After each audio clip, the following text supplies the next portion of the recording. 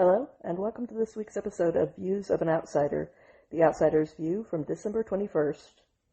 If you want to keep up with everything that's going on in the world, but you don't want to drag down your entire life by listening to the news every day, then get the main stories right here once a week, and spend the rest of your time actually living your best life. I apologize, I am still sick and even more so. But I'm still here doing my best, and hopefully you will bear with me. So let's get right into it. Late on Sunday evening, officials announced that the person of interest who was originally detained for the shooting at Brown University, which left 2 people dead and 9 more injured, had been released, and law enforcement were once again on the hunt for the gunman. Rhode Island's Attorney General, Peter Nerona, explained that evidence pointed law enforcement in a different direction, saying at a press conference there was some degree of evidence that pointed to this individual, but that evidence needed to be corroborated and confirmed. That evidence now points in a different direction. So what that means is that this person of interest needs to be and should be released. This announcement came one day after a masked gunman, dressed entirely in black, stormed an engineering building at Brown and opened fire on a group of students who were studying for finals. When the initial person of interest was first detained by law enforcement, the Providence police chief, Oscar Perez, said that authorities were not looking for anyone else in connection with the attack anymore. Then he later admitted that the person of interest was not the individual in the public video. Law enforcement continued to look for that person for most of this week, and obviously they should never have stopped so hastily in the first place. At the same press conference, the mayor of Providence, Brett Smiley, acknowledged that this news, that the shooter was not in custody after all, was likely to cause a lot of anxiety. But he added that they did not believe that there was any ongoing threat to the community, which I'm sure reassured a lot of people, coming from the man who also believed that they had caught the killer. And speaking of cold-blooded killers, the mother of Naveed Akram, who along with his father allegedly killed more than a dozen people at a Hanukkah celebration at Bondi Beach in Sydney, Australia last Sunday, has decided that the very best move that she could make right now would be to insist that her son is a, quote, good boy. Now, I hate to point out the obvious, ma'am, but good boys are not filled with so much racial bigotry that they have to deal with the ugliness inside of themselves by mass murdering innocent strangers, including children. In fact, when you do something that vile, that action universally disqualifies you from being a good boy, no matter what your completely blind mummy says. This case is open and shut. Footage showed 24-year-old Naveed Akram and his father, Saeed, calmly leaving a rented home in Campsie late on Sunday afternoon, climbing into a silver hatchback, and driving toward Bondi Beach with several guns and 2 active improvised explosive devices. Less than 90 minutes later, police say that the pair opened fire on a Hanukkah celebration, killing at least 15 people who have been confirmed dead so far, and wounding 40 more who had to be taken to the hospital, including 2 police officers and 4 children, all in a targeted attack against Jews. The victims that have been named so far include Rabbi Eli Schlanger, who helped organize the event and is now dead, a 10-year-old girl named Matilda, Peta Mager, who was the photographer for the event, Tybar Whiteson, Dan Elkayam, Reuven Morrison, Yaakov Levitin, and the Holocaust survivor, Alexander Kleitman. And yet, according to his mother, Verena, the men who are responsible for all of this blood and death were supposedly enjoying a wholesome father-son fishing trip together, complete with swimming, scuba diving, and dinner plans. Instead, investigators say that the father-son duo were actually holed up in a short-term rental property where they were preparing to commit a mass murder. The father, Saeed, was thankfully shot dead by police on the scene. His vile son, Naveed, was also shot, and he remains in critical condition, although authorities say that he is likely to survive, which is a real shame. But also an opportunity to make a very strong example. So let's look on the bright side, shall we? And start thinking up what we should do with the surviving killer. Personally, I think that we should start taking applications for his chosen cellmate right now to make sure that this is as unpleasant as possible, starting immediately. And just remember, little terrorist, in Islamist extremist groups, the victim of rape is killed along with the perpetrators.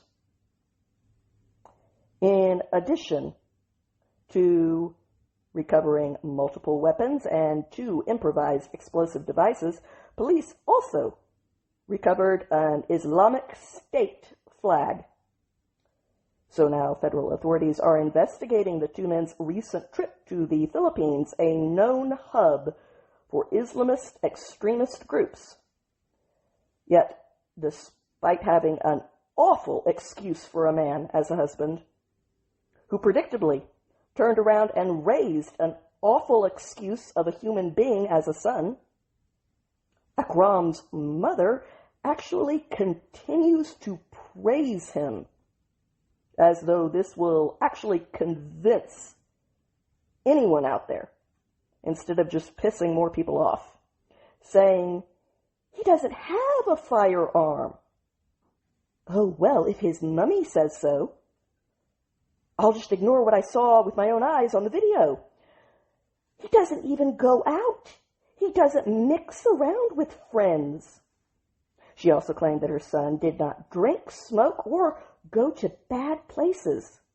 He just is a bad place, insisting anyone would wish to have a son like my son. He's a good boy.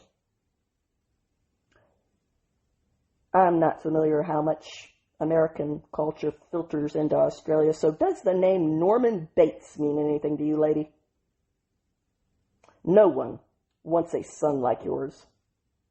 And if you had not prioritized calling him a good boy, no matter what he actually did, instead of actually parenting him into being a good boy, then other people's sons would probably still be alive right now. Unless you think I am being too harsh on this mother, I do not necessarily expect a mother to come out and make a statement that her son deserves to die for what he did, even though he does. And it is one thing to say that she will always love him no matter what, because he is her son, although I doubt very much that I would say the same thing in her shoes.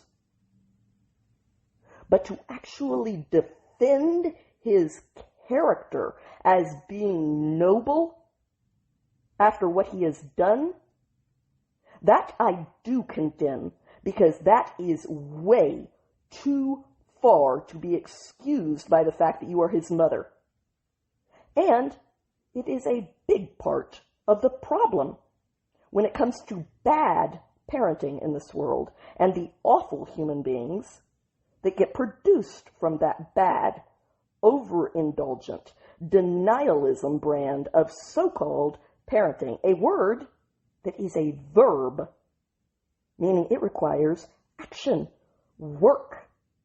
So if you do not want to do the job of being a parent, then do not create the people who require the job to get done, because now it is going to get done in prison by people who do not share even a single ounce of your misplaced sentiments, lady.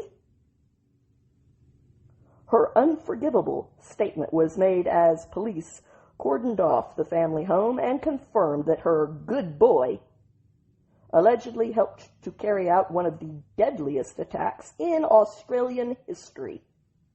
His father, Saeed, immigrated to Australia in 1998 on a student visa and has made several trips overseas in recent years. His son was unemployed and had enrolled to study the Quran. Authorities continue to investigate potential links to terrorism and the ideological motivations, because that is so mysterious. Or at least we are supposed to pretend that it is for some unknown reason. Meanwhile, Jewish families are burying their dead loved ones, while the alleged murderer's mother refuses to even acknowledge that the vile son that she raised is just plain evil. Despite her so-called love. To top it all off, according to the media in Australia, her son had been investigated by Australia's Domestic Intelligence Agency, ASIO, 6 years ago for his ties to an Islamic State terror cell. And thanks to their inaction, so many innocent people are dead and wounded right now, and countless more are grieving them. Police reportedly first took an interest in this 24-year-old terrorist after they foiled an ISIS attack that was planned by a man who declared himself to be the Australian commander of an ISIS cell in Australia. He was under investigation for 6 months before the government deemed him to pose no ongoing threat, despite his own claims to the contrary. The ASIO Director General, Mike Burgess, confirmed on Sunday one of these individuals was known to us, but not in an immediate threat perspective, so we need to look into what happened here. I can tell you what happened here, Mr. Official. You willfully effed up and got a lot of people killed. That's what happened. Police now admit that this attack was inspired by the two men's allegiance to ISIS, and according to ABC Australia, 2 ISIS flags were reportedly discovered in their vehicle. The leaders that you choose to put in positions of power actually matter. Unless, of course, you do not mind your loved ones being killed, because they could be next. But even though elected leaders seem to have a very hard time getting anything right, quite a few regular people step up and manage it pretty consistently, and we should celebrate them instead of always focusing exclusively on the negative. A GoFundMe page that was set up for the brave man who fought back against the Bondi Beach shooters raised over $250,000 in a matter of hours because decent people put their money where their mouth was instead of virtue signaling. According to the BBC, the hero of Bondi Beach, 43-year-old Ahmed Al-Ahmed, is currently in the hospital right now with 2 gunshot wounds, one to the hand and the other to his arm. According to the BBC, Ahmed's cousin said that he was in need of an operation, but that doctors had said that he is okay, adding, "He is a hero. 100% he is a hero." This unarmed civilian, a fruit shop owner and father of two, bravely ambushed one of the attackers that bloody day, disarmed him, and held him at gunpoint in a true act of heroism. A post to his GoFundMe by Car Hub Australia, which is a car club, says, after witnessing the extraordinary actions of the hero who helped disarm one of the attackers during the Bondi tragedy, an act that prevented the loss of countless more lives, we felt compelled to act. In a moment of chaos and danger, he stepped forward without hesitation. His actions were selfless, instinctive, and undeniably heroic, taken without regard for his own safety. That club then kicked things into high gear with a $50,000 donation, and by Sunday evening Central Time, that fundraiser had raised over $250,000. Be the change that you want to see.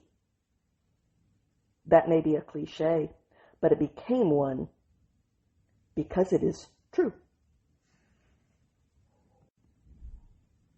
Sadly, other familiar refrains ended very badly this week. According to a Monday report by Page 6, Nick Reiner, the 32-year-old son of the late director Rob Reiner, was arrested in connection with the brutal murder of both of his parents. Nick has a very long history of drug addiction, and the Los Angeles Times reported that Nick got into an argument with his father, Rob, on Saturday at a holiday party at Conan O'Brien's home. There is also allegations that he has schizophrenia, which I do not know if that is true or not, so I'm putting that out there as a possibility.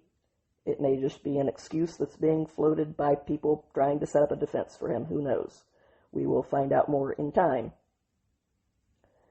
What we do know is that Nick was almost immediately arrested for this shocking crime, and his bail was set at $4 million after the news first broke on Sunday that the 78-year-old Oscar-nominated director, known for many iconic films like When Harry Met Sally and A Few Good Men, and cult classics like The Princess Bride, had been found murdered in his Brentwood home that afternoon, along with his wife of more than 35 years, 68-year-old Michelle Singer Reiner.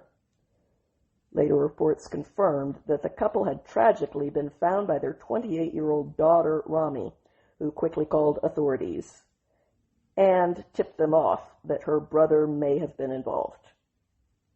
And to her credit, she did not call him a good boy for what he did.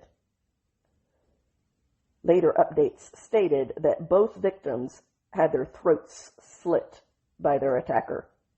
In the hours that followed the news of their vicious murder, several family friends were seen in the vicinity of their home. The actor and comedian Billy Crystal, who was a longtime friend of the Reiners, was seen outside of their home, as was his fellow actor and comedian Larry David. Carrie Ells, who starred as Wesley in The Princess Bride, shared a photo of two directors' chairs, one bearing his name and the other with Reiner's name, along with the caption, "No words." While some truly despicable people imitated the other despicable people who danced on Charlie Kirk's grave, others who have still managed to have unmutilated souls noted that Mr. Reiner, who was often at odds with conservatives when it came to politics, had been very human himself in the aftermath of the assassination of the Turning Point USA's founder. TPUSA spokesman Andrew Clovet posted the following: Rob Reiner responded with grace and compassion to Charlie's assassination. This video makes it all the more painful to hear of he and his wife's tragic end. May God be close to the broken-hearted in this terrible story. And he shared the video of the moment that Mr. Reiner had discussed Charlie's murder with Piers Morgan, proving him to be a classier human being than his superior grave dancers, whatever his politics. The couple's youngest child, their daughter Rami, and their firstborn, Jake Reiner, issued a joint statement from the family on Wednesday, the first time that they have spoken publicly since the murder of their parents, saying, "Words cannot even begin to describe the unimaginable pain we are experiencing every moment of the day. The horrific and devastating loss of our parents, Rob and Michelle Reiner, is something that no one should ever experience. They were not just our parents. They were our best friends. We are grateful for the outpouring of condolences, kindness, and support we have received, not only from family and friends, but people from all walks of life. We now ask for respect and privacy, for speculation to be tempered with compassion and humanity, and for our parents to be remembered for the incredible lives they lived and the love they gave." This statement came within hours of the first court appearance for their middle brother, Nick, who was charged on Tuesday with 2 counts of first-degree murder, along with the special circumstances that were attached to his case because there were multiple murders involved and he allegedly attacked with a deadly weapon. But the people who commit murder, taking the lives of others, and the people who celebrate them doing it, and publicly at that, we're not the only people reaping their just deserts of condemnation this week. A judge that was appointed by Barack Obama is facing a huge and still growing backlash that is well deserved for praising an illegal immigrant who raped a woman with cerebral palsy. And to top off that outrage, thanks to this sorry excuse for a judge, this vile rapist of the disabled could be walking free even sooner than expected. The Honduran illegal that we are discussing right now, 38-year-old Edez Renan Membrano Diaz, who entered the United States illegally and unwanted 7 different times, pulled a woman with cerebral palsy and cognitive delays into the laundry room of her apartment building before he sodomized and raped her, according to the Detroit News. And yet, after doing something like that, the U.S. District Judge Judith Levy, let's all be responsible and known for our actions, shall we? Spared this illegal immigrant from serving an additional 2 years in prison, while also calling him a, quote, ambassador for living up to our immigration restrictions, end quote. The Assistant Secretary for Homeland Security, Tricia McLaughlin, rightly said that Judge Judith Levy's decision showed an unspeakable depravity and called it truly wicked. Membrano Diaz was sentenced for his unimaginably vile crimes only 3 years ago, after he pled guilty to 3 sex crimes for which he was sentenced to just 6 to 15 years in a Michigan prison in October of 2022. And yet, He could walk free as soon as July of 2028, thanks to this judge. That's according to the Detroit News. Federal prosecutors had requested that 2 additional years be tacked on to his very light sentence for his immigration crimes of illegally re-breaking into our country 7 times after being kicked out. But Judge Judith Levy would not budge. She decided that 5 months, which he had already spent in federal custody for those crimes, were enough to pay for breaking and entering into our country 7 times. Not even 1 month per offense. She wants him back on the streets to sexually assault more disabled and developmentally challenged women as soon as possible, apparently. In her truly perverted version of morality, she actually celebrated this rapist as a model immigrant instead of choosing someone who came here legally,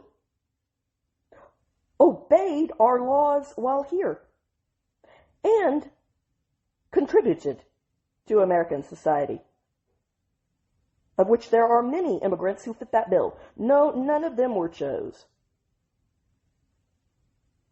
This is what was said during this rapist sentencing back in August.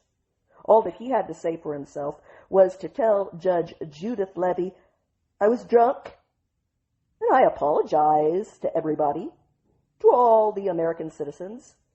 I wish to go back to my country, and not to come back to the United States, and to advise other people to not come here illegally, and if they do, to come here legally, so they don't pay the consequences that I am facing being incarcerated." So many things that need to be addressed, and so little time to do it, but let's do our best, shall we? First of all, lots of people who get drunk do not sodomize and rape disabled people. So the drink did not make you do that. You made you do that. And therefore, that says something about the kind of human garbage that you are. B, as such, I really could not give less of a damn about what you wish to have happen to you. C, you claim, Scout's honor, that you want to go back to your country and stay there. That you will not come back to ours from now on. You say this after you have broken into our country 7 different times. So that carries all of the weight that a rapist's pinky promise should. D,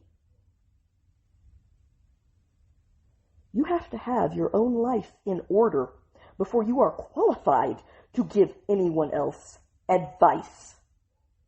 Because otherwise, that advice carries 0 weight and should. And lastly, how dare you make yourself out to be the victim for serving that paltry sentence after what you did, you piece of trash. Those are the reactions of a person with a functioning brain and a moral compass. And yet, this criminal and his judge, Judith Levy, were of one mind, which should tell you something. Her response was to praise this illegal criminal for fessing up. Like that's supposed to earn him brownie points, saying, and I quote, "I agree that that's a horrible crime. You've taken responsibility for that." When? 'Cause I missed it. Expressed remorse for that. Who gives a flying F? And you are serving a lengthy State's sentence as punishment for that conduct. I got news for you, sweetheart. That paltry sentence does not even begin to approach lengthy, lady. So I commend you for supporting your family. I'm sure what you mean by that is that the taxpayers are supporting his family while he's in prison, meaning that they're supporting him as well. For expressing your devotion to them. Actions speak louder than words, and his actions disregarded them completely and left them without a provider in this world while he went to prison for rape. And for working here in the United States in jobs that Americans apparently do not want to work in, and certainly not for the wages that were undoubtedly abusive of your work for them. He was the one that was abused. Count to 10.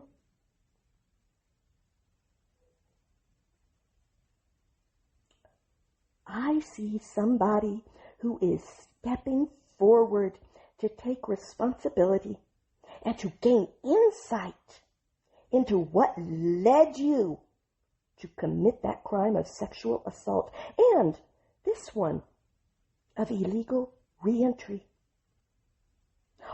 Oh, you want insight? Incoming. What led him to do the vile things that he did was him being a vile person in his very warped core, like you.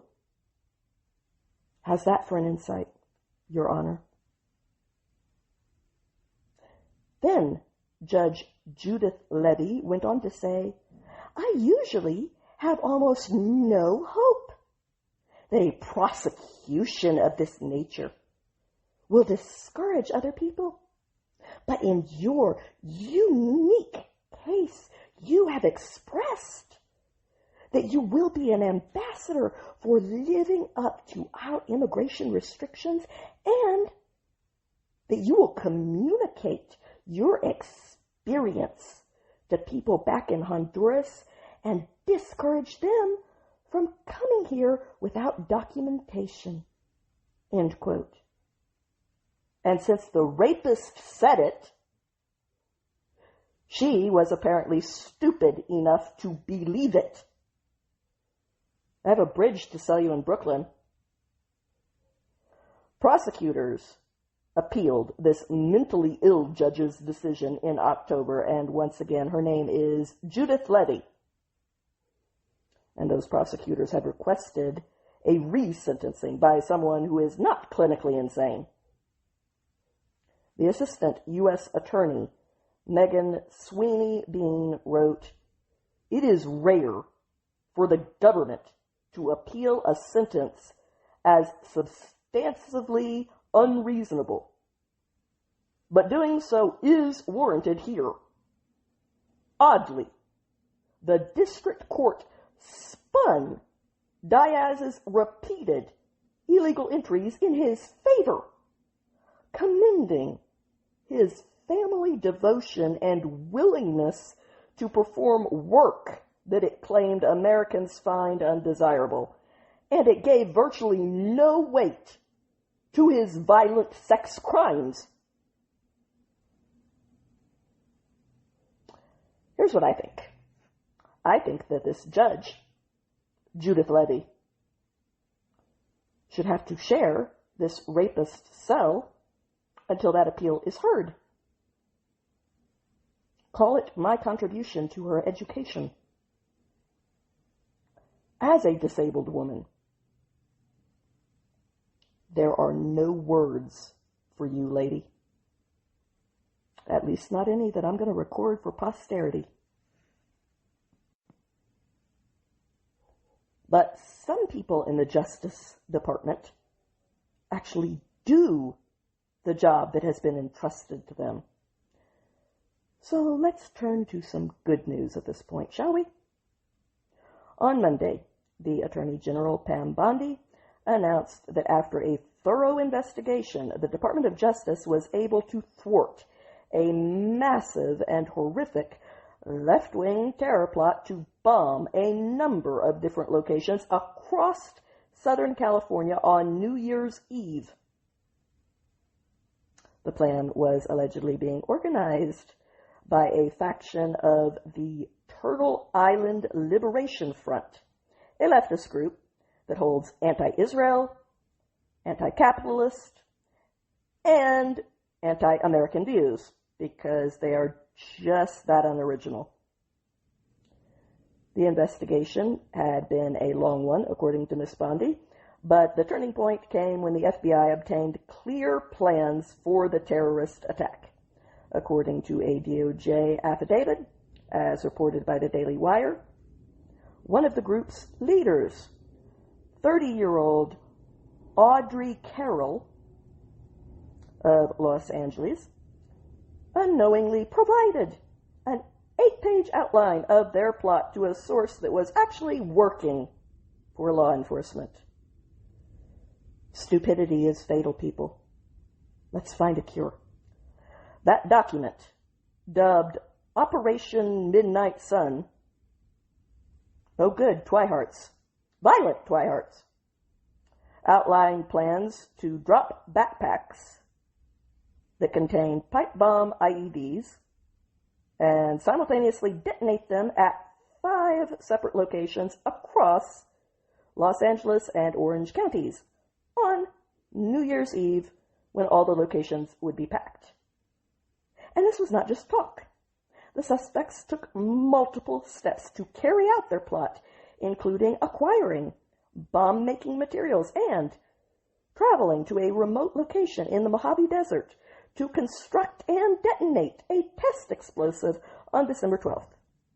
While there, they began assembling devices for the attack, using materials such as precursors, PVC pipes, and fuses before being arrested, according to that same affidavit. Audrey Carroll, along with 3 other individuals in the LA area, Zachary Aaron Page, Dante Gaffield, and Tina Lai, were all charged with conspiracy and possession of an unregistered destructive device. The FBI said that the chosen targets included 2 large American corporations similar to Amazon, plus ICE agents and vehicles. Turtle Island, the name of the group that is responsible here, is an indigenous term for North America that has been adopted by radical leftists who reject the continent's actual name because it comes from colonists. An Instagram account for the Turtle Island Liberation Front in Los Angeles, which authorities say is operated by Audrey Carroll, shows a woman named Mary, who is masked with a keffiyeh because there is not an original bone in these people's bodies or a single thought that someone else has not put there in their minds. In this video, she was explaining the ties between Palestine and Turtle Island, aka North America, saying Palestine is the true name of Israel. It's the same with Turtle Island. That was the original tribes on the Americas before it was called America. It was known as Turtle Island because, believe it or not, if you look at the map, rather from the top down, but the bottom up, if you flip that map of the Americas, it looks like a turtle. Now, that unintelligent word salad statement does not actually require a rebuttal, but why not? Sweetie, Israel was actually called Israel for well over a millennia before the Roman colonizers became the first people to invent the name Palestine, which they did as an insult to the indigenous Jewish people of that land. Irony. I know, right? It's amazing what education can do for someone. But if you're not intelligent enough for education, then you get your history from the internet and decide to blow things up over factually untrue premises. Mary added that her group is looking for reparations. Yeah, you keep looking, sweetie. And land back to indigenous groups. Hey, I'm glad to hear that you're suddenly pro-Israel. Consistency can be an inconvenient standard, but it's also a beautiful thing. Other posts on that account include anti-Israel and anti-government slogans like, "Resistance is the deepest form of love." "Capitalism prevents liberation." "Death to ICE," and "Death to the United States of America." I have a slogan of my own. "The death penalty to would-be terrorists." You like it? You won't get that, but you do deserve that. You intended to kill people, and the fact that you were unable to pull it off should not work to your benefit, because it was not for a lack of trying. I'm just assuming here that you are pro-trans when it comes to men being in women's prisons based off of all of your other predictable parroting. So, ladies and gentlemen, I think that we have a volunteer for that dude's cellmate. And you should know, sweetie, that statistically speaking, not for all trans people in the world, but for trans people in prison, the reason that they're in that prison has a very high link with sexual crimes. Enjoy. But while some people insist on getting sicker by rotting their brains with a diet of sludge, some people are trying to incentivize the idea of getting healthy. Radical, I know. The U.S. Department of Agriculture has approved a total of 18 state waivers to create healthier guidelines for the Supplemental Nutrition Assistance Program, SNAP, commonly known as food stamps. And this movement is growing. 6 more states recently submitted waivers to the USDA to reform their food stamp programs, to remove soda, candy, and other junk foods from the Nutrition Assistance Program. Hawaii, Missouri, North Dakota, South Carolina, Virginia, and Tennessee have all had their waivers approved. In total, 18 states are now on track for food stamp reforms during 2026.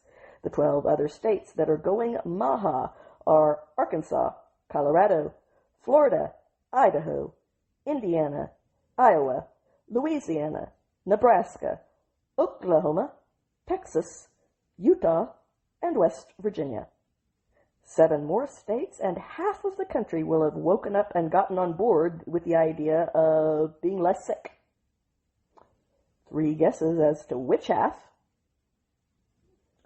To the other half, I will only point out that if you truly want to make healthcare affordable, a great way to start is by incentivizing people to get as healthy as they can, so that there is less disease to pay for in the first place. And at that point, what is left over becomes a manageable amount, instead of the current system of having the public pay the bill to give poor people free, unhealthy food that will cause them to have health problems that the public will also have to pay for. You know, being healthy used to be a yuppie thing, meaning that it was mainly a lifestyle that you saw on the left.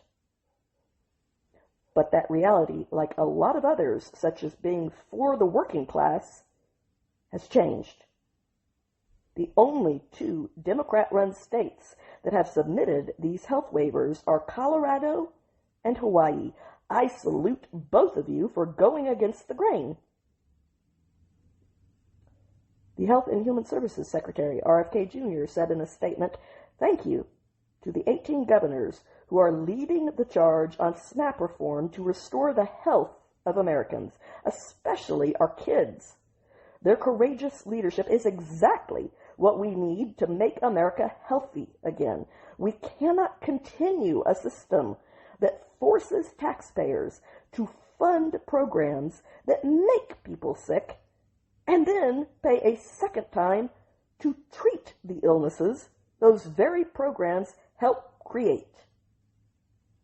The USDA Secretary Brooke Rollins added, "President Trump has made it clear we are restoring SNAP to its true purpose, nutrition. Under the MAHA initiative, we are taking bold, historic steps to reverse the chronic disease epidemic that has taken root in this country for far too long. America's governors are answering that call with courage and innovation, offering solutions that honor the generosity of the taxpayer, while helping families live longer, healthier lives." So, who is so ideological that they are now going to come out as pro shorter, sicker lives? Because we know you're out there.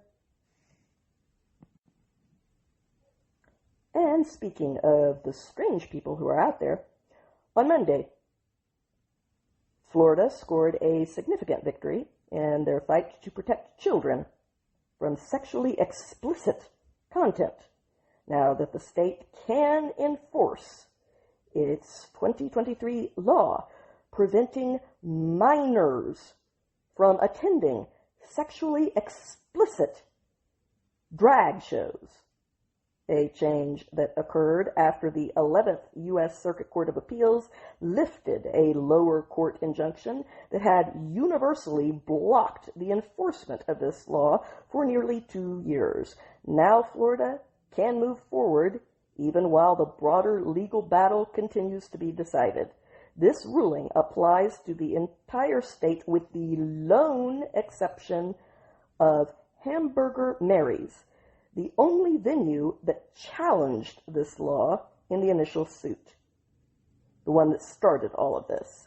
And why this particular establishment wants minors to view sexually explicit drag shows so badly that they have devoted the time and money to fighting a court case to try to make that happen is a question that is worth asking them. This appeals court's decision is based on a U.S. Supreme Court ruling from June that limits the use of universal injunctions, where lower courts' orders block the enforcement of laws for everyone instead of just for the people who are contesting them with a lawsuit. As a result, Florida officials regained the authority to enforce a law that was passed by the legislature and signed by Governor Ron DeSantis to uphold the basic, nearly universally supported standards of decency where children are concerned. Florida's Attorney General James Uthmeier praised the ruling, emphasizing that this law was designed to keep minors away from adult-themed performances depicting nudity, sexual conduct, or lewd behavior, things that Hamburger Mary's wants kids to see. Very badly, apparently. But as Florida's Attorney General posted, for 2 years, our law preventing children from attending sexually explicit drag shows was held up in court. Starting today, the law is in effect, thanks to a win on appeal by our office. If you're exposing children to lewd conduct, you're on notice. We're watching, Pensacola. This law also prevents local governments from issuing permits for inappropriate events and allows the state to discipline venues that violate the rules. This latest ruling may have immediate implications for events like a drag queen Christmas that is currently scheduled at a city-owned theater in Pensacola. Attorney General Uthmeier has warned that government entities that put on performances that mock Christianity by promoting obscene material could face legal consequences, noting that the First Amendment does not require public institutions to endorse and put on offensive conduct. Ultimately, conservatives view this development as a reaffirmation of parental rights, public decency, and the state's duty to shield children, the most vulnerable members of our society, from sexualized performances that are masquerading as family entertainment. So, all I can say is, if you are an adult and you want to engage in that kind of entertainment as adults, you have every right to go into the back alley corners where that stuff belongs and do so. But leave children out of it, or we are going to start asking why you're so interested in children participating in your kink. Changing subjects. According to authorities, a professor at MIT who was widely respected for his work in plasma physics and fusion energy was fatally shot in his home in the Boston suburb of Brookline, Massachusetts this week, in a killing that has stunned the academic community and remains under investigation. That professor, 47-year-old Nuno F.G. Lorario, was found late Monday night at his residence with gunshot wounds. He was taken to a local hospital where he was pronounced dead early on Tuesday, according to the Norfolk County District Attorney's Office. Dr. Lorario, who was a native of Portugal, joined the MIT faculty in 2016 and rose quickly through the ranks to become the director of the university's Plasma Science and Fusion Center in 2024. That center, which is one of MIT's largest research laboratories, employs more than 250 scientists, engineers, and students who are working on the development of fusion energy and related technologies. In a statement, MIT's president, Sally Kornbluth, described Dr. Lorario as an imaginative scholar, gifted administrator, and enthusiastic mentor, while calling his death a shocking loss for the university, and adding, "Our hearts go out to his wife and family, and to his many devoted students, friends, and colleagues." Local news outlets reported that students and colleagues had gathered quietly near Professor Lorario's home on Tuesday to pay their respects. The U.S. ambassador to Portugal also issued a statement honoring Dr. Lorario's leadership and contributions to science. But to remember him in his own words, last year, when he was chosen to lead the Plasma Science Center, Dr. Lorario said, "It's not hyperbole. to say MIT is where you go to find solutions to humanity's biggest problems. Fusion energy will change the course of human history. But while some crimes that claimed lives were being made known, others were wrapping up, and without justice.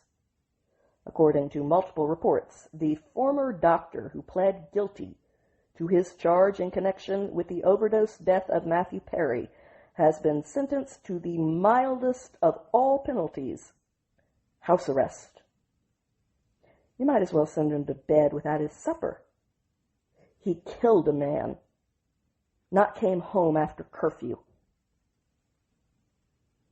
Mark Chavez pled guilty in 2024 to one count of conspiring to distribute ketamine to the Friends star, for which the sentence could have been up to 10 years in prison. But on Tuesday, he was sentenced to 8 months of home detention and 3 years of supervised release, otherwise known as parole. According to ABC News, he will also be required to complete 300 hours of community service. Who wants him for their doctor? His attorney, Zach Brooks, described his client's fatal actions as a lapse in judgment during a narrow and isolated time.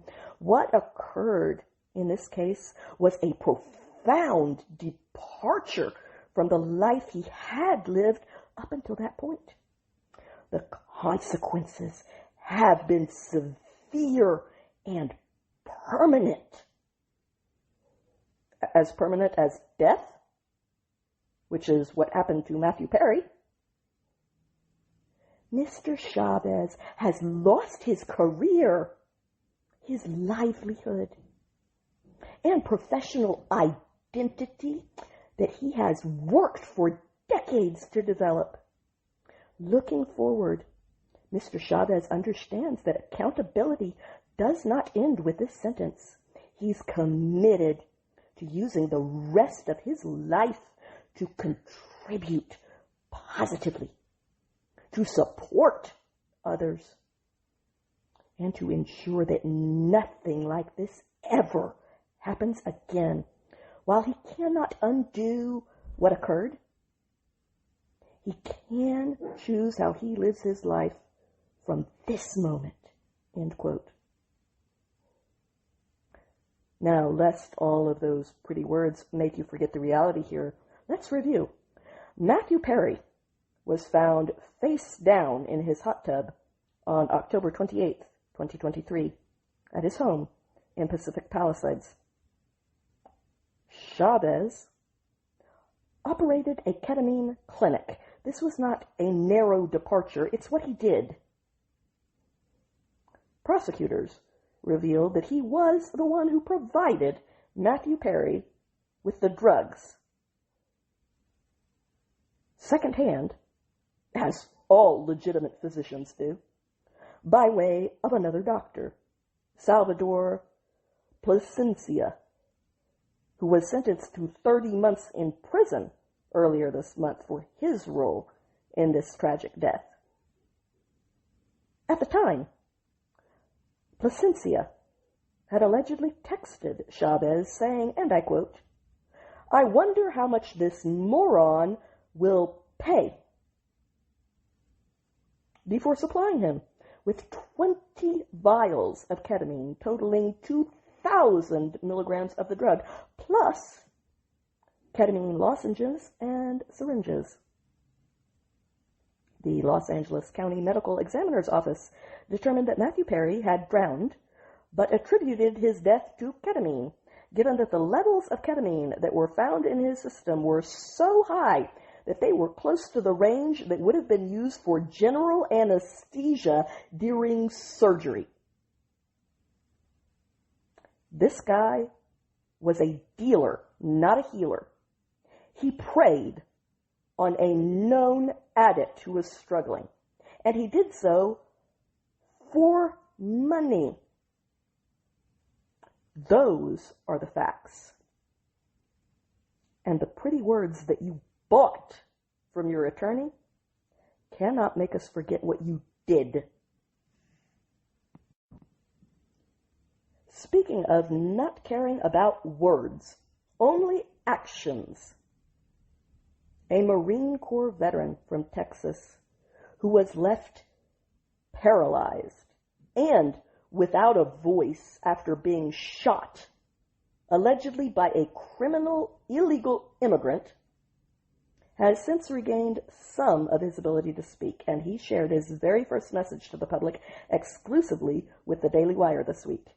This 44-year-old veteran, Jimmy Friesenhahn, was working as a security guard at the El Patio Sports Bar in San Antonio in May when he found a pistol in the pocket of a man that he was patting down. When the former Marine tried to confiscate the gun, 29-year-old Wilmer Vladimir Ortega Ruiz allegedly resisted, and a scuffle ensued in which the man who served our country was shot by the man who illegally invaded it. Since then, Jimmy has undergone 7 surgeries, and as a result, he has regained the ability to speak in a whisper. In the Marines, Jimmy survived multiple overseas deployments, including to Iraq, during his 14 years of service to this country. Now he is permanently paralyzed because of an illegal immigrant who has no right to even be here, much less to be carrying a gun, which he is not legally allowed to have under any circumstances. And most of all, he is not allowed to shoot our heroes while here. That is not unreasonable. Jimmy now faces a new fight to gain any small amount of independence. When asked to share his first message with the public, Jimmy offered a sobering account of what life has been like for him since the shooting was allowed to take place, an event which he said he remembers very clearly, and he had some choice words for the man who forever robbed him of a normal life and left him paralyzed, saying, "I don't think it's fair that he can do this and get away with it, and I am left with all these disabilities, or for him to get a reduced sentence when I've been sentenced to a wheelchair for the rest of my life." Then he spoke directly to the man that he believes tried to kill him that fateful day, saying, "I hope one day you'll go through the same thing I went through, or you spend the rest of your life behind bars and remember what you did. This has affected a lot of other people, not just myself, but my family and friends and coworkers." After breaking and entering into our country unwanted, this illegal immigrant was first arrested in San Antonio for a DWI in October of 2021, endangering other innocent people by driving drunk, according to court records. Authorities released him on a personal reconnaissance bond. And surprise, he never appeared for his court date. And after that behavior, the Bexar County District Attorney's Office later downgraded the DWI charge to obstructing a passageway, which Ortega Ruiz pled guilty to. He later violated his probation and was arrested again in August of 2023. But he was released again after posting a $1,500 bond because he had proven himself to be so trustworthy. And again, he never appeared for his court hearing. You know, if you fail to appear, bail should not be an option that is even on the table from that point forward. Common sense. It is a beautiful thing. Then authorities arrested this criminal for a third time in December 2023 before he was allowed to post another $1,500 bond and again failed to show up to court. Because it turns out that people who have no problem breaking the law and entering this country illegally tend to have no problem breaking the law. His fourth arrest took place in November of 2024. He was sentenced to time served 3 weeks later. At no point was he deported. He was contributing too much to our country, you see, to deport him. I mean, crime might fall if you did that. Is that what you want?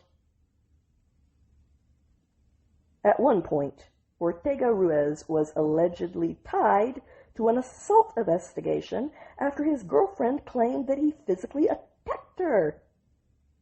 The illegal immigrant ran from the scene and was never captured for that alleged crime. And now, on top of all of the rest, he has paralyzed a heroic young Marine who had a message for President Trump in the belief that the president can ensure that this illegal immigrant stays behind bars. Jimmy's words were, for President Trump, I would say this: the fact that this person was locked up 4 times and released, and our justice system seems to fail our citizens, what does that say? You're not a citizen of the United States, and we won't let you walk away. I want to thank President Trump for working so hard to secure our borders and putting the American citizens first. Many people have been hurt or killed because of the unsecure border and soft on crime practices. Americans deserve to be protected, and President Trump is helping to make sure this happens. This Marine also made it clear that he does not want Trump to deport the alleged shooter in his case, saying, do not deport him, but have harsher punishments for those who commit crimes in this country. Because if we commit a crime in another country, I guarantee you, they would not deport us. We would do the time there, and it would not be the same. In my case, and in any other case, and victims who have been victimized by illegal immigrants, I say you do the crime, you pay the time in that country. But the Bexar County District Attorney's Office has only pursued aggravated assault charges against this illegal immigrant for paralyzing this Marine. Both Jimmy and his family are understandably outraged with those charges, arguing that this illegal immigrant's alleged crimes rise to attempted murder and that he should be behind bars for life. That is what it takes to balance the scales of justice. Jimmy will be in that wheelchair for life. Justice is about balancing the scales. Jimmy's brother-in-law, Emmanuel Martinez, told the Daily Wire, it seems as if the district attorney's office here is just trying to clear their backlog without serving true justice to victims and their families. There have been many recent cases dismissed or even lenient probations established where there should have been jail time. We await trial and sentencing, or even more so, anxiously await a poor deal where the shooter receives a low sentence of 20 years or less.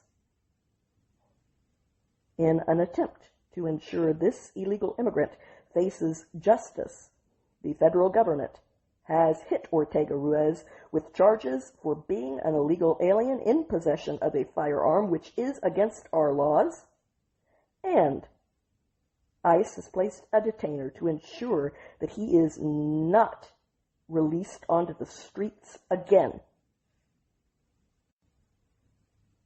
And speaking of going to war with the people who are committing crimes in our country against our neighbors, on Tuesday, President Trump announced that he had ordered a total and complete blockade of all sanctioned oil tankers entering and leaving Venezuela. Now this I am fine with, and I called for it last week. I was not okay with him using our military to seize a Venezuelan oil tanker last Wednesday, basically amounting to theft. On Tuesday night, Trump posted, "Venezuela is completely surrounded by the largest armada ever assembled in the history of South America. It will only get bigger, and the shock to them will be like nothing they have ever seen before." Then he said some stuff about Venezuela stealing American oil and assets. And because I have no idea what he is referring to, I have no comment at this point. He then went on to add, "The illegitimate Maduro regime is using oil from these stolen oil fields to finance themselves, drug terrorism, human trafficking, murder, and kidnapping. For the theft of our assets and many other reasons, including terrorism, drug smuggling, and human trafficking, the Venezuelan regime has been designated a foreign terrorist organization. The illegal aliens and criminals that the Maduro regime has sent into the United States during the weak and inept Biden administration are being returned to Venezuela at a rapid pace. America will not allow criminals, terrorists, or other countries to rob, threaten, or harm our nation, and likewise will not allow a hostile regime to take our oil, land, or any other assets, all of which must be returned to the United States immediately. Thank you for your attention to this matter." Like I said, I know nothing about alleged stolen assets, so I'm not going to comment until I'm informed. I do support destroying the cartel's ability to harm us here in America with lethal drugs and criminal, violent, drug-dealing gangs. And I support a blockade to put the pressure on Maduro to end this and the cartels through squeezing his main export, and because roughly 80% of Venezuela's exported oil goes to China, according to the New York Times. I also support all 20 of the strikes on narco boats that have been taken out by the U.S. military in international waters. After all, if you do not want to get blown up, there is a very simple solution. Stop trying to bring deadly drugs into our country. But when you make a different choice than that, you also choose the consequences that go along with that bad choice. But you are not the only one with choices. And I will not be hamstrung by the people who say that we have to play the game as though only other people get to make choices and we have to live with them and talk about how upset we are by them, but never do anything. Meanwhile, the president of Belarus has offered Maduro refuge in his country if he decides to cave to the pressure. Back on the home front, Turning Point USA's annual America Fest conference kicked off on Thursday, marking the first major Turning Point event since the assassination of its founder, Charlie Kirk. His widow, Erica Kirk, and members of the Turning Point team have made it clear that they want Charlie's mission, which was to advance conservative values, to continue along with his legacy. Leaders have described this year's AmFest as a powerful celebration of faith, freedom, and the legacy of Charlie Kirk. Erica, who has stepped in as the CEO of Turning Point, is speaking at this event along with other prominent conservative voices, including the Vice President J.D. Vance, the Daily Wire's Ben Shapiro, Matt Walsh, and Michael Knowles, and other respected voices like Megyn Kelly. And our politicians are certainly giving them plenty to discuss. Federal prosecutors in Massachusetts have charged 2 Haitian immigrants with orchestrating nearly $7 million in organized food stamp fraud, exposing yet another glaring failure in the oversight of America's welfare programs and raising familiar questions about how these large-scale schemes manage to thrive so regularly and all allegedly undetected inside of government programs that are sold to the taxpayers who fund them as being humanitarian endeavors. According to federal authorities, Antonio Bonher, a 74-year-old naturalized American citizen from Haiti, and Saul Alisme, a 21-year-old lawful permanent resident, ran 2 tiny bodegas in a Boston neighborhood.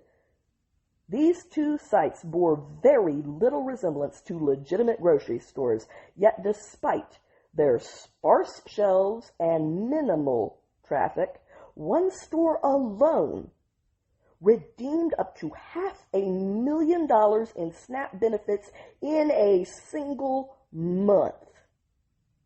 Now, just for comparison, those are the levels of claims that are consistent with major supermarkets, not neighborhood corner stores, and yet no red flags were raised. How convenient. Undercover investigators say that these stores openly exchanged SNAP benefits for cash, which is illegal, skimmed profits through secondary bank accounts, and even sold liquor, which is also not allowed in the food stamp program, and sold overseas charity food packages that were meant for starving children abroad, which is also not something that food stamps pays for. And all of this theft was paid for with taxpayer funds. Bonher alone allegedly redeemed $6.8 million in our benefits starting in 2022. The U.S. Attorney Leah Foley warned that fraud is not isolated but widespread and called this case evidence of a serious breakdown in oversight, blasting blue states like Massachusetts for refusing to share the data about their programs with federal investigators as part of those investigators' push to crack down on welfare fraud. So the question that you should probably be asking Massachusetts is, why don't you want to share? Do you have something to hide? Do you want the theft to continue? Because it very much looks that way. So if I am wrong about that, then I ask you, what exactly is their justification for what they are doing in hiding the data if everything is above board? When things don't make sense, there's usually a reason for that. So it's important that those questions get asked, especially by the citizens in those districts who vote for the leaders that are doing this. This Haitian case in Massachusetts is very reminiscent of the even more massive scandal that was uncovered in Minnesota, where dozens of individuals, mostly immigrants from Somalia, have been charged with creating sprawling fraud schemes that are targeting federally funded child nutrition programs, autism programs, and Medicaid housing, which is a contradictory term given that there are housing programs and there are health care programs. And absolutely nothing is gained by having a health care program also be responsible for housing while also keeping the other housing programs. Unless you are just trying to ensure that more fraud falls through the cracks of a massive and overly complicated system. Is that what you're doing? Are you getting kickbacks? In the Minnesota case, prosecutors allege that hundreds of millions of dollars were stolen by siphoning them through fake nonprofits and shell companies. Law enforcement sources have further claimed that some of the funds that were stolen were routed overseas to Al-Shabaab, an Al-Qaeda-linked terrorist group. Those allegations are now under federal investigation. While the alleged Haitian SNAP fraud is far smaller in its scale, the pattern is disturbingly similar. Ungrateful immigrants stealing from the very people who generously took them in from hellhole countries, which both Haiti and Somalia are, operating their scams from behind noticeably too small storefronts to be legitimate for what they're claiming they are, providing minimal services, all brought to you by lax state oversight and political resistance to public and federal scrutiny, thus enabling these fraud networks to thrive. Together, the cases highlight a systemic problem. Massive welfare programs with weak controls, administered by states that are unwilling to cooperate with the enforcement of our legitimate laws, and so those states become magnets for the people that are looking to abuse us, the American taxpayers. Meanwhile, taxpayers foot the bill, and legitimate recipients receive fewer benefits under the strain to the system, and they are left to be viewed with suspicion as their politicians and the media downplay the massive scale of this fraud. Given that SNAP spending is fast approaching $100 billion per year, it is unavoidable that these cases are going to raise an important question. How many more schemes still remain hidden from view? And who are the people in power that are protecting the loopholes that allow these scams to start and continue? And speaking of empty narratives that cannot hide the realities that they create,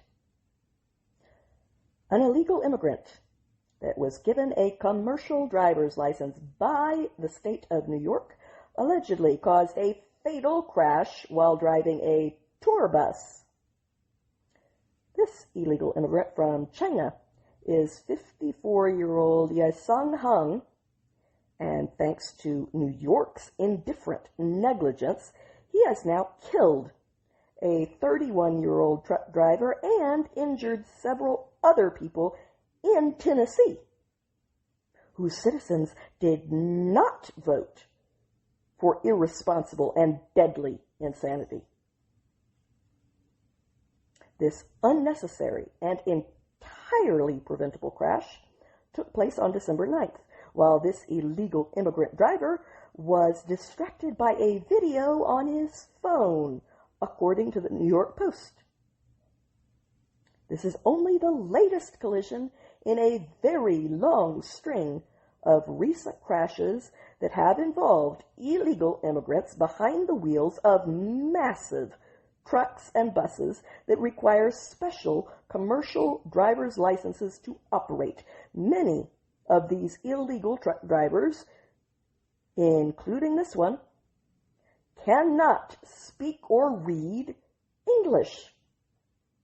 An unacceptable danger in a country where all of our road signs are in English. In a statement about this latest crash, the Homeland Security Secretary Kristi Noem said, "Far too many innocent Americans have been killed by illegal aliens driving semi-trucks and big rigs, and yet sanctuary states around the country have been issuing illegal aliens commercial driver's licenses. The Trump administration is ending the chaos. The brave men and women of ICE are working nonstop to get criminal illegal aliens out of our communities and off our roads." According to DHS, after this latest fatal crash, the illegal driver failed the English proficiency test that is now required by the federal government in order for anyone to obtain a commercial driver's license for the obvious safety reasons involved. DHS added that Hung crossed the border illegally in 2023 when federal authorities reported a massive surge in Chinese immigrants entering through Mexico. Under Biden, Border Patrol agents were forced to swiftly release this man from an enemy nation into our country, where he was later granted a work permit and a Social Security card. The New York State Department of Motor Vehicles confirmed that Hung received his commercial license on April 11, 2025, despite the relevant language barriers, according to the New York Post. The executive vice president of the Owner-Operator Independent Drivers Association previously told the Daily Wire there's no good checks and balances, to be perfectly honest with you. A lot of states allow third-party testing to do the commercial driver's licenses, and I would say that's how most of these people get through. New York State's DMV denied that the license that is at question in this case was issued unlawfully, but according to the Department of Transportation, a recent federal audit of New York's practices when it comes to issuing commercial driver's licenses found that more than half of them were issued unlawfully. As a result, the Trump administration has threatened to withhold roughly $73 million in federal funding to the Empire State. As Eddie Murphy told Arsenio Hall in Coming to America, if you have no more money, you can do no more mischief. But now we have to switch gears from a classic comedy to a current tragedy. The longtime NASCAR driver Greg Biffle and his family were among the victims that were killed in a plane crash on Thursday morning in Statesville, North Carolina, which is about 45 minutes outside of Charlotte. Representative Richard Hudson confirmed the sad news, saying, "I am devastated by the loss of Greg, Christina, and their children, and my heart is with all who loved them. They were friends who lived their lives focused on helping others. He was an extraordinary person as well, and will be remembered for his service to others as much as for his fearlessness on the track." The Biffles' close friend, Garrett Mitchell, said, "Unfortunately, I can confirm Greg Biffle, his wife Christina, daughter Emma, and son Ryder were on that plane because they were on their way to spend the afternoon with us. We are devastated. I'm so sorry to share this." Emma Biffle was only a teenager, and their son Ryder had just turned 5 years old. Mr. Biffle himself was known for more than just his skills on the track. He was a humanitarian who helped out greatly when North Carolina was devastated by Hurricane Helene. He used his personal helicopter to take generators, chainsaws, water, and the essential supplies that were needed to people that were in devastated regions that were impossible to reach. He even helped raise more than $60,000 from T-shirt sales for Western North Carolina relief efforts. The Federal Aviation Administration is investigating this crash at this time. There is no official cause that has been released. Now, turning from the news itself to the people who report it. On Thursday morning, CNN's chief data analyst, Harry Enton, decided to laugh instead of cry as he looked at the latest poll numbers on whether or not the American people approve of the actions of the Democrats that are currently in Congress. And the news was pretty grim. Enton was forced to note that Democrats were going into a midterm year with absolutely dismal approval ratings. And he attributed at least some of their current disfavor with the American people to their recent stunt in forcing the longest government shutdown in American history, and one that ultimately ended without Democrats getting any of the things that they had set out to gain by doing this. On Thursday, Enton shared a video of his breakdown on X, saying, "Congressional Dems now have a negative 55 net approval, an all-time low, and lower than the Dead Sea. Two causes.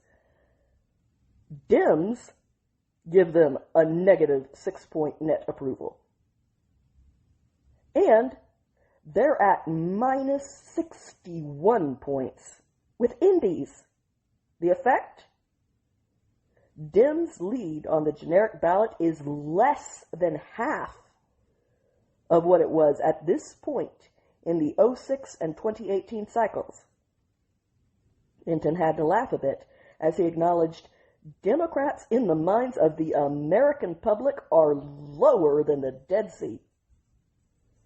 The net approval ratings for Democrats in Congress, the lowest ever. Look at this. Overall, they are 55 points underwater. Their approval rating is south of 20%. It's even worse when you look at independents. Look at this. Minus 61 points. That means that their approval rating is 61 points lower than their disapproval rating.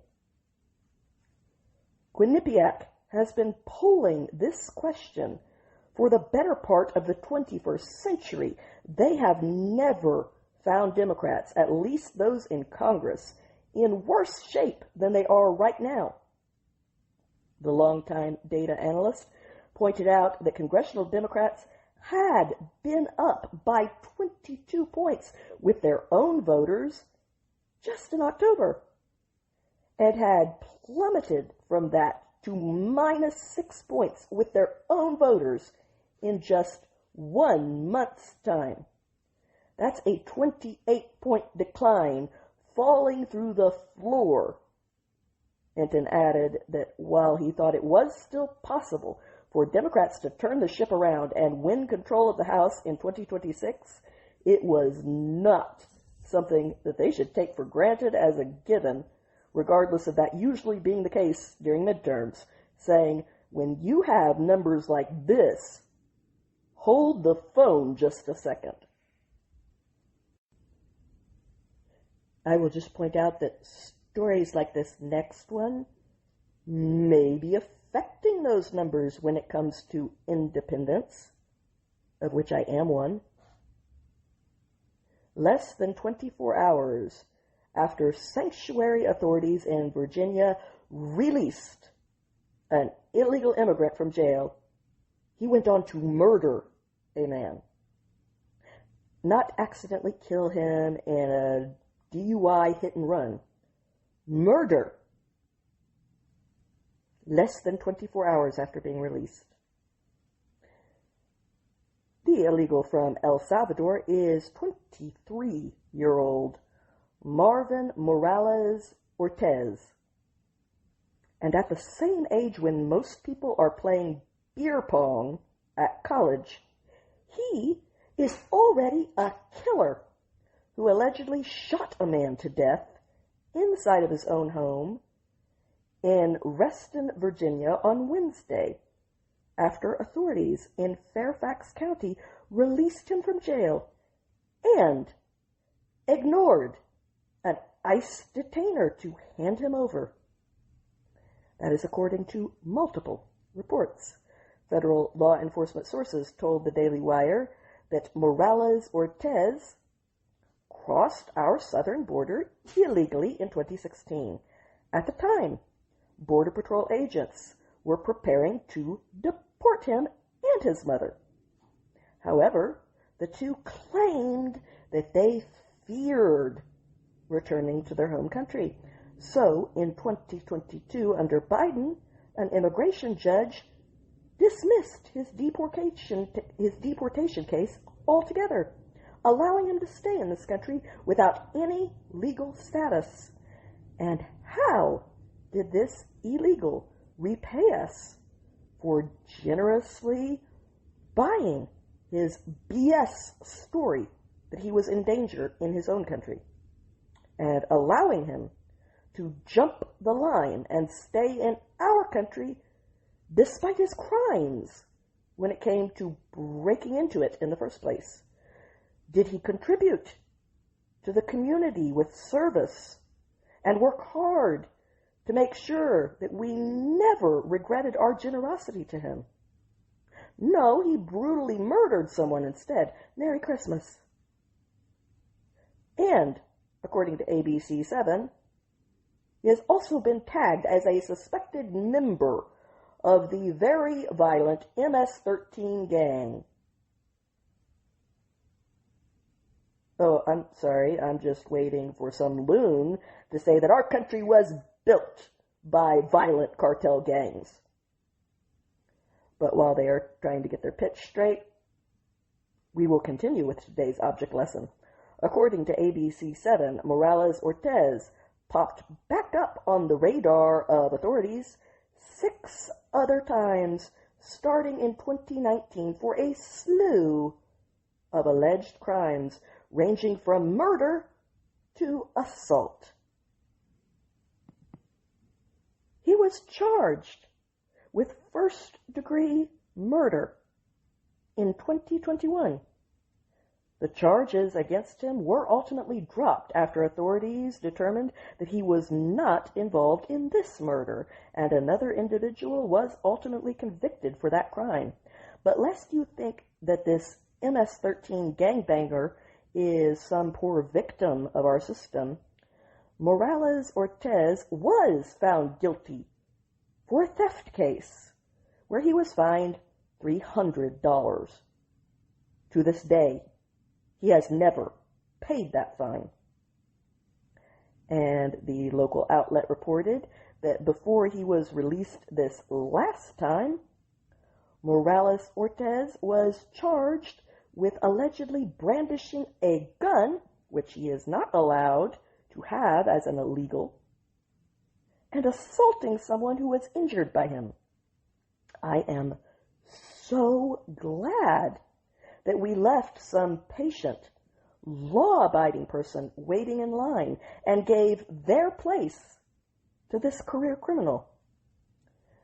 Then the Fairfax County Attorney's Office dropped the case and set him free. The Attorney's Office said, quote, "Prosecutors were unable to move forward with the case because the victim told police they were out of the country and would not be coming to court to cooperate in proceedings. Sadly, without the victim's necessary testimony, we could not move forward with the case." Then the Fairfax County Police Department admitted that they had obtained an emergency order to take this illegal immigrant back into custody, but they failed to find him within the 8-hour time window that was allotted by that warrant, even though they looked at his home and, well, that was it. So he killed someone. A manhunt ensued, and authorities eventually nabbed him much too late to make up for all of their BS. And definitely too late for the murdered man. According to the Center for Immigration Studies, Fairfax County has notoriously operated as a sanctuary jurisdiction for quite some time now, one that routinely releases illegal immigrants from jail without notifying ICE. And that works out so well as a policy for the criminals, given that sanctuary laws only keep ICE out of jails, not the city. And the only people that are in jails are the criminals who have committed crimes other than the way they entered our country. The only people that sanctuary policies protect are the criminals, not the regular immigrants. But more bodies were found this week, and at least no one is going to miss the next guy. On Thursday, police found the body of the man who they say is responsible for both the shooting at Brown University that killed 2 students and the murder of a professor at MIT. 48-year-old Claudio Manuel Neves Valente committed suicide in a storage locker that he had rented in New Hampshire. He originally came from Portugal under the U.S. Green Card Diversity Lottery immigrant visa program in 2017. Authorities say that he attended Brown in the early 2000s as a PhD student, but he never completed the program, and yet nearly a quarter of a century later, he was still here. New Hampshire authorities added that Neves Valente also attended the same academic program in Portugal that the MIT professor, Dr. Nuro Lorario, attended, who was found dead in his home in Brookline, Massachusetts, earlier this week, as we have already discussed. On Thursday night, the Homeland Security Secretary Kristi Noem said, at the direction of the President, that she had paused the DB-1 program that allowed this mass killer into our country based on something as random and as stupid as a lottery. And that was not the only program that was deservedly being cut off at the knees. The Trump administration has finally moved to cut off all federal funding for all hospitals that are continuing to perform transgender procedures and surgeries on minors in a fulfillment of one of his main campaign promises for which he was elected. A number of new rules are being utilized to cut off our federal funding to any facility that uses those funds in a way that the vast majority of taxpayers do not support by performing trans procedures on children, including puberty blockers, cross-sex hormones, and, of course, surgical operations. The Centers for Medicare and Medicaid Services will now bar all hospitals from performing any of these procedures on children who are under the age of 18 as a condition of those hospitals' ability to participate in the Medicare and Medicaid programs. New rules will also block funding from Medicaid's Children's Health Insurance Program from being used for trans procedures on anyone who is under the age of 19. That program, known as CHIP, covers millions of children nationwide who will now be protected from this Frankenstein profiteering at the expense of people who do not yet have fully formed executive function, also known as decision-making abilities. But some people do not have that excuse. They have fully formed brains with executive function. They just choose to use that decision-making ability very, very poorly. On Thursday, a suspended Wisconsin judge was convicted of obstructing the immigration enforcement agents of ICE while they were attempting to make a lawful arrest of an illegal at a Milwaukee courthouse who was there to face charges for 3 counts of battery domestic abuse. So clearly, a very high-quality person that you should be sticking your neck out for. Aren't you glad you wasted your one shot to fight the power for this dude instead of someone who maybe actually deserved it. This same guy had also previously been deported in 2013 and apparently could not take a hint. Now the judge who broke the law to help him escape has been convicted in a court of law. Yes, that is correct. Just because judges have been entrusted to apply the laws to individual cases, that does not mean that they are above the laws and can break them. On the contrary, they will face the exact same consequences for breaking the law as anyone else does, because contrary to the beliefs of many of these judges, they are not actually special. A jury agreed with that sentiment and found Hannah Dugan guilty of felony obstruction for trying to help a Mexican illegal immigrant evade immigration authorities back in April. Here's what happened. After ICE politely agreed to wait until this illegals hearing was over so that he got justice in a court of law, Judge Hannah Dugan directed them to do so in the Chief Judge's chambers. She then hurried back to the courtroom and instructed Flores Ruiz to flee through the jury door that led to a non-public area of the courthouse. ICE agents later tracked Flores Ruiz down outside of the building and arrested him anyway, after a foot chase. Hannah Dugan was found not guilty of a secondary misdemeanor charge for concealing a wanted person, which is a form of aiding and abetting a criminal. The U.S. Attorney, Brad Schimmel, said this was necessary to hold Judge Dugan accountable because of the actions she took. There's not a political aspect to it.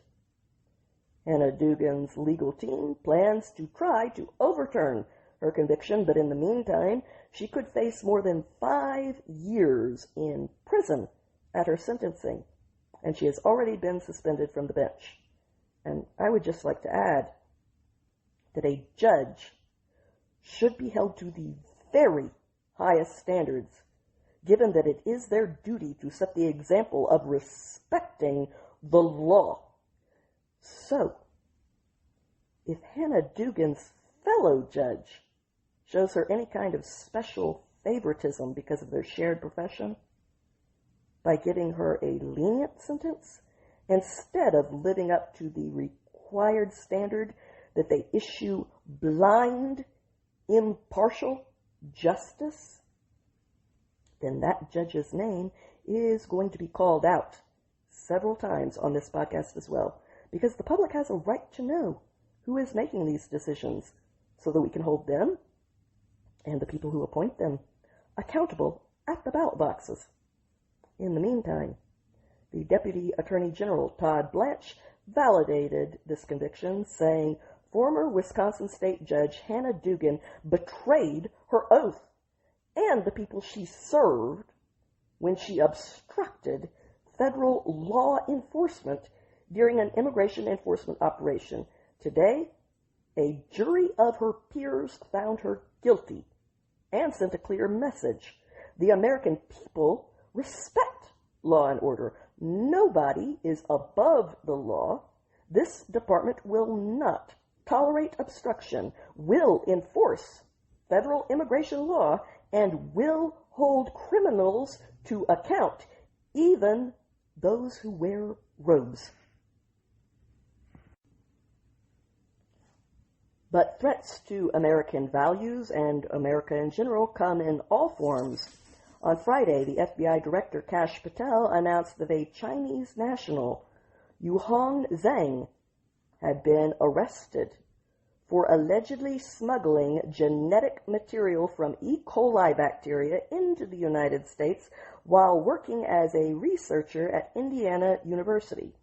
According to court documents, Zhang entered the country in 2023 on an educational exchange visa, and he allegedly rewarded that generosity by illegally smuggling dangerous biologic weapons into our country.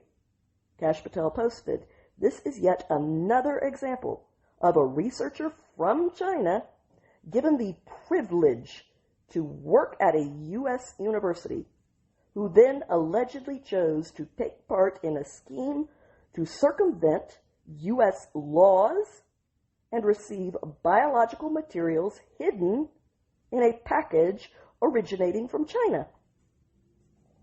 The FBI and our CBP partners are committed to enforcing U.S. laws put in place to protect against this global threat to our economy and food supply. If not properly controlled, E. coli and other biological materials could inflict devastating disease to U.S. crops and cause significant financial loss to the U.S. economy. Zhang has been charged with conspiracy to commit smuggling, and making false statements. He could now face up to 20 years in prison and fines that would total hundreds of thousands of dollars if convicted. His lawyer has denied that he is guilty of committing this very serious crime, but information about the case was unsealed this week. That info in the indictment revealed that in March of 2024, Zhang requested that a contact of his in China ship plasmid DNA from E. coli bacteria to his home in Bloomington, Indiana. Not even to his lab at the university, but to his home. The material was shipped to him shortly after he requested it, and according to investigators, it was concealed inside of a package of clothing that had declared only a man's vest and women's underwear, which just screams this is completely above board when you're hiding biological materials in a package of women's undies. More than a year later, on November 23rd, 2025, Zhang landed in Chicago after returning from a trip to London, where agents with Customs and Border Protection questioned him. During that interview, he allegedly lied to them about the package that he had arranged to have sent to his home and about his ties to the Chinese government. The FBI was made aware of this shipment by CBP as part of a much broader investigation into biological materials that are being smuggled into the United States from China, which is why he was questioned on November 23rd. According to the criminal prosecutor, the FBI thought that it was odd that Zhang had purchased and shipped women's underwear all the way from China. And they also found it peculiar that a tech company in China was selling underwear in the first place. Over the last few months, other Chinese researchers at American universities have been arrested for smuggling biological materials into this country. Multiple arrests have been made at the University of Michigan, where investigators said that shipments of concealed biological materials were smuggled into the United States, while some critics have called for reducing the number of Chinese nationals that are admitted to U.S. schools. Trump has argued that their enrollment helps provide funding for American institutions. But because I do not care about funding for failing universities that no longer actually educate people, but rather brainwash them while plunging them into a lifetime of debt for virtually nothing in return. And on the other hand, I do care very much about national security. We, the people, as in the people who elected you, are calling for you to limit the number of Chinese nationals that get admitted to schools here in the United States. Mr. President, respectfully. But at least some action was taken in parts of the government this week. On Thursday, the Secretary of War, Pete Hegseth, announced that the United States had conducted strikes against ISIS targets in Syria in response to their attack last weekend, which left 2 of our American troops and a civilian interpreter dead. Those 2 fallen Iowa National Guard members were 29-year-old Nate Howard and 25-year-old Edgar Torres. The American interpreter was Ayed Mansour Sakat. On Wednesday, both President Trump and Secretary Hegseth attended a dignified transfer of the remains of those soldiers at Dover Air Force Base in Delaware. And on Thursday, the Secretary of War posted this. Earlier today, U.S. forces commenced Operation Hawkeye Strike in Syria to eliminate ISIS fighters, infrastructure, and weapons sites in direct response to the attack on U.S. forces that occurred on December 13th in Palmyra, Syria. This is not the beginning of a war. It is a declaration of vengeance.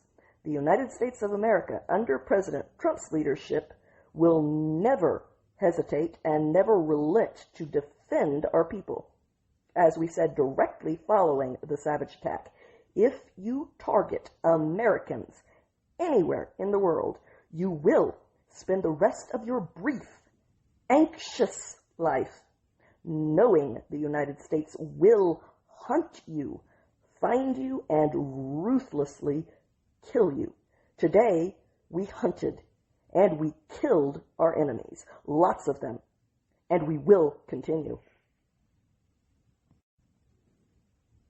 Back on the home front, the Harvard grad, Representative Elise Stefanik, who was a very strong challenger to the incumbent Democrat governor of New York, Kathy Hochul, abruptly suspended her gubernatorial campaign on Friday to take a step back from politics.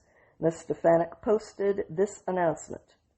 While spending precious time with my family this Christmas season, I have made the decision to suspend my campaign for governor and will not seek re-election to Congress when her term ends in 2027. Apparently, Ms. Stefanik's choice was made in order to avoid an unnecessary and costly primary battle after a right-wing Nassau County executive, Bruce Blakeman, suddenly threw his hat into the ring. Ms. Stefanik was doing very well in the polls, so you better be able to deliver, Mr. Blakeman, or we are going to hold you accountable for this self-serving stunt.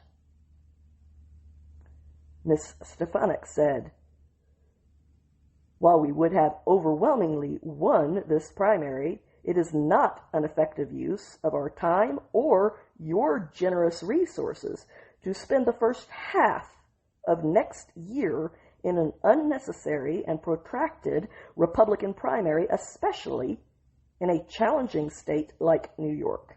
And while many know me as a congresswoman, my most important title is mom. I believe that being a parent is life's greatest gift and greatest responsibility. I have thought deeply about this, and I know that as a mother, I will feel profound regret if I don't further focus on my young son's safety, growth, and happiness, particularly at his tender age. I am incredibly grateful to the people of New York's 21st District for entrusting me to represent you in the United States Congress. Thank you to my dedicated staff over the past decade. I am proud of the significant results that we successfully delivered for the hardworking families in our district and across America. It has been a tremendous professional honor to serve as your congresswoman over the past 11 years. Well, if you stuck with me through all the extra pauses while I did my own imitation of Doc Holliday coughing up a lung, I really appreciate you. If you didn't, well, you're not listening anymore, but hopefully you'll give me another chance sometime. In the meantime, that's it for me. Thank you for listening to today's episode. I hope that you enjoyed it. If you did, I would ask you to please help me build this podcast into a success by clicking the like and follow buttons, because that is what does the trick in making these things successful, and it costs nothing to do. And I hope that you come back again next week. Until then, have a good week, my friends.